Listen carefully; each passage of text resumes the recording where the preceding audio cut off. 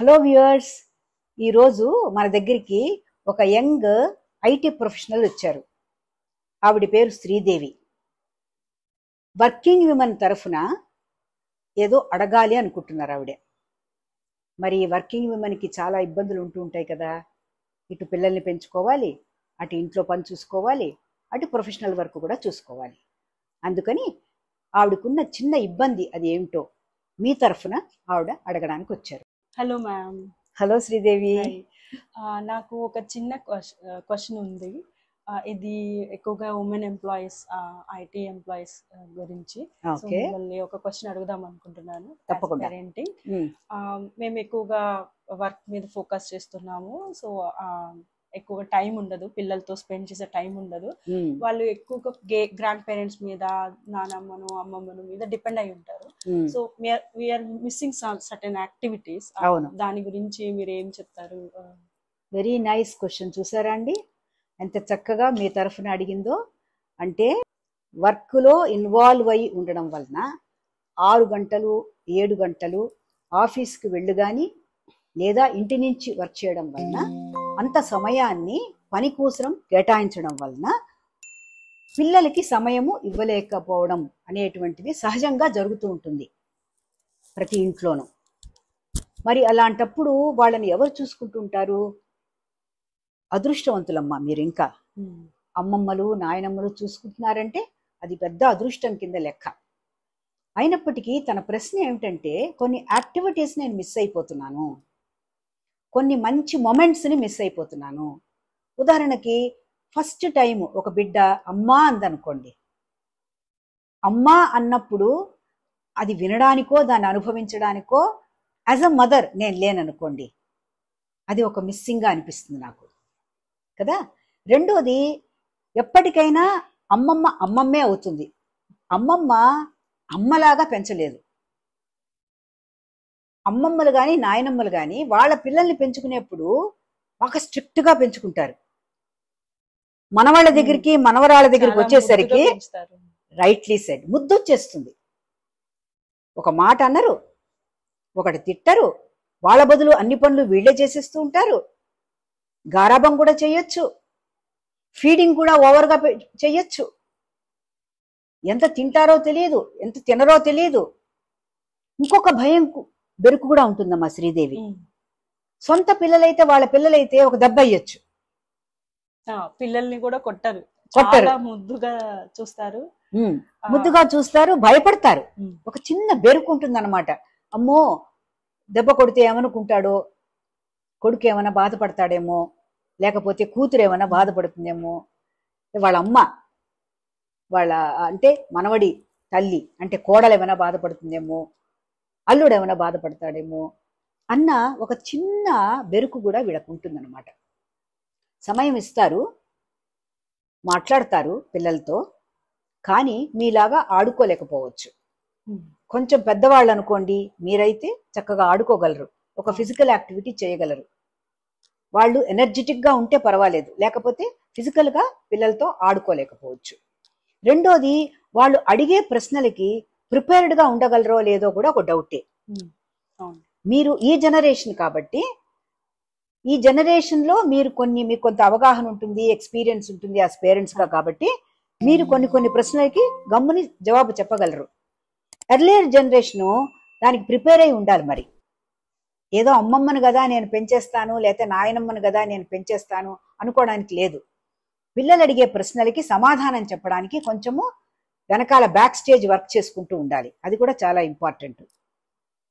ఎట్లాంటి యాక్టివిటీస్ అమ్మా మీరు మిస్ చేస్తున్నారు అనుకుంటున్నారు? Like feeding, very important thing. మనం ఎక్కువ పిల్లలకి తినిపించలేము, ఆ టైంలో వర్క్ ఉండొచ్చు, ఏదో కాల్స్ ఉండొచ్చు. సో అది చాలా pain point every mother, not only me. అది ఒక పెయిన్ పాయింట్. మనం వాళ్ళు పిలుస్తున్నప్పుడు కూడా మనం రెస్పాండ్ అవ్వలేము. అలాంటి పెయిన్ పాయింట్స్ మీరు ఇచ్చే సజెషన్స్ వండర్ఫుల్. అంటే మేము ఎట్లా తీసుకోవాలి దాన్ని? ఒకటి, అది పెయిన్ లా తీసుకోకూడదు. ఇందాక నేను అన్నట్టుగా మనకి ఒక పెద్దవాళ్ళు ఇంట్లో అండగా ఉన్నారు, ఇది నా అదృష్టము అనుకోవాలి. నెంబర్ చూస్తారు 1. మ్యామ్. అమ్మమ్మ నాన్నమ్మలు చూస్తారు, దే అవును ఆర్ ట్రీటింగ్ వెరీ వెల్ అవును కంపేర్ టు అవును అవును కానీ అది యాజ్ ఎ ఉమెన్ గా ఆ, అదొక ఆ టైం కి మనం రెస్పాండ్ అవ్వలేకపోతున్నాము. పిల్లలకి ఉమ్, ఫుడ్ కూడా ఒక్కొక్కసారి మేబీ ఉమ్, అంటే అవును నాట్ ఇన్ ఎవ్రీ టైం, అవును ఒక్కొక్కసారి ఎమర్జెన్సీ వచ్చినప్పుడు సిచ్యువేషన్స్ లో లైక్ అవును వర్క్ ప్రెషర్ లో ఉన్నప్పుడు మిస్ అవుతాం కదా. అవును అలాంటి చెప్తాను సిచ్యువేషన్స్ కి మీరు ఏం సజెషన్ చెప్తాను. ఇస్తారు? ఒకటి ఏంటంటే తల్లికి బిడ్డకి కనెక్ట్ చేసేది ఫిజికల్ ప్రెసెన్స్ ఒకటే కాదండి, మాట కూడా. మాట. ఒక చిన్న వీడియో చేయండి, 1 minute. హలో బుజ్జి, నేను ఇక్కడే ఉన్నాను నాన్న, ఇక్కడే ఉన్నానమ్మా, ఏది చక్కగా తినేయి, నువ్వు ఎలా తింటున్నావో నేను చూస్తూ ఉంటాను. చిన్న వీడియో చేసి అమ్మమ్మకి ఇచ్చేసేయండి. అందులో మిమ్మల్ని చూస్తూ అమ్మమ్మ అన్నం పెడుతుంటే ఎంజాయ్ చేస్తారు. రెండోది నైస్ మ్యామ్, థ్యాంక్ యూ. రెండోది కథలంటే పిల్లలకి ఇష్టం ఉంటుంది కదా, ఆడుకుని ఇంటికి వచ్చేస్తారు కదా, అప్పుడు ఒక చిన్న కథ రికార్డ్ చేయండి. ఓకే. అందులో ఎవరుంటారు? మీ బాబే ఉంటాడు. మీ బాబు, మీరు, మీ ఆయన, ముగ్గురు కలిసి ఎక్కడికి వెళ్ళారట? జూకి వెళ్ళంట. జూకి వెళ్ళినప్పుడు ఏమైంది? ఎవరిని చూసాంట? అన్న బుజ్జి నీ జ్ఞాపకం ఉందా మనం జూకి వెళ్ళినప్పుడు? సో మీరు ఇది వరకు ఏదైనా ఒక చిన్న బయటికి వెళ్ళడమో లేదా ఒక యాక్టివిటీ చేయడమో చేసి ఉంటే కనుక దాన్ని మీరిద్దరూ కూర్చుని కూడా చిన్న వీడియో చేసి అది అమ్మమ్మకి అప్పచెప్పచ్చు. సో అమ్మమ్మ ఆడుకునేటప్పుడు ఏం చేస్తారు తెలుసా? రెఫర్ చేస్తారు. ఇక్కడే ఉంది మీ అమ్మ, ఏం బెదిరించకు నన్ను, తెలుసా మీ అమ్మ కూడా ఇక్కడే ఉంది కాబట్టి మీ అమ్మ చూస్తోంది, మీ నాన్న కూడా చూస్తున్నారు అని చెప్పి కనీసం మీ వాయిస్ని మీ ఎక్స్ప్రెషన్స్ని మీరు కమ్యూనికేట్ చేసుకోవచ్చు. Thank you so much. రెండోది ఫీడింగ్ అన్నారు కదా, ఫీడింగ్కి ఒకటి చెప్పచ్చు. చిన్నప్పుడు మా చిన్నప్పుడు చెప్పేవారు ఏమనంటే, ఇదేమో నానమ్మ ముద్ద, నానమ్మ లేరనుకోండి మన దగ్గర, ఇది నానమ్మ ముద్ద, ఎక్కువగా అమ్మమ్మలు ఉండరు కదా, ఇది అమ్మమ్మ ముద్ద అని పెట్టేవారు. అలాగా అమ్మమ్మో నాయనమ్మో ఏం చేయొచ్చు, ఇది అమ్మ ముద్ద. ఈ అమ్మ ముద్ద చూసావా ఎంత తీయగా ఉంటుందో, భలే ఉంటుందిలే తినేసి. ఇదిగో ఇదేమో మీ నాన్న ముద్ద, ఇది ఇంకా బాగుంటుంది, కొంచెం పెద్ద ముద్ద చేయండి. ఈ ముద్ద చూసావా కొంచెం పెద్దగా ఉంది, మీ నాన్నలాగా, సో ఈ ముద్ద. అక్కడ రెఫర్ చేస్తూ ఉండాలి. ఇక్కడ టెక్నిక్ ఏంటంటే ఫిజికల్గా లేకపోయినా పిల్లలు మానసికంగా కనెక్ట్ అవ్వాలి. మానసికంగా మన అమ్మ నాన్న ఇక్కడే ఉన్నారు, ఫిజికల్గా లేరు, ఆఫీస్లో ఉన్నా అమ్మమ్మ చెప్తోంది, నాయనమ్మ చెప్తున్నారు అంటే ఇక్కడే ఉన్నారు అని. నెంబర్ 3, వాళ్ళకి మీరు ఫొటోస్ అవన్నీ చూపించి గుర్తు చేయొచ్చు. మీరేం చేయొచ్చు ఇంకా యాక్టివిటీస్, మీరు కూడా కొంత సమయాన్ని ఖచ్చితంగా కేటాయించవచ్చు. ఇంకొక ప్రాబ్లం వస్తుంది శ్రీదేవి, అమ్మమ్మ నాయనమ్మ అంటే అతి చనువు ఎక్కువయ్యి చెప్పిన మాట వినరు, అల్లరి ఎక్కువ చేస్తారు. సో మీరు రెండో ప్రాబ్లం ఇది మీకు. ఆ రెండో ప్రాబ్లంకి మీరేం చెయ్యాలంటే ఒక చిన్న స్కెడ్యూల్ వేసి ఇచ్చేయాలి. నేను లేకపోయినా పర్వాలేదు, ఈ స్కెడ్యూల్ అమ్మమ్మ ఫాలో అవుతుంది, అంతా నాకు నా పని అయిపోతుంది కదా, నువ్వు కూడా ఆటలు ఆడుకుని వచ్చేస్తావు కదా, అప్పుడు నేను స్కెడ్యూల్ చూస్తాను, ఇందులో ఎన్ని చేశావు ఎన్ని చేయలేదు అంటే. మీ అసెస్మెంట్ ఈజ్ వెరీ ఇంపార్టెంట్. యాక్టివిటీలో ఇన్వాల్వ్ అవ్వడం మాత్రమే కాదండి, మీ assessment is also very important. ఓకేనా? సో ఓహో ఇన్ని చేయలేదు, నిన్న బాగా చేసావే, 6 యాక్టివిటీస్ చక్కగా చేసావే, ఇవాళ ఏంటి 3 చేసావు. So you should be able to find out from the child how the child had spend the time.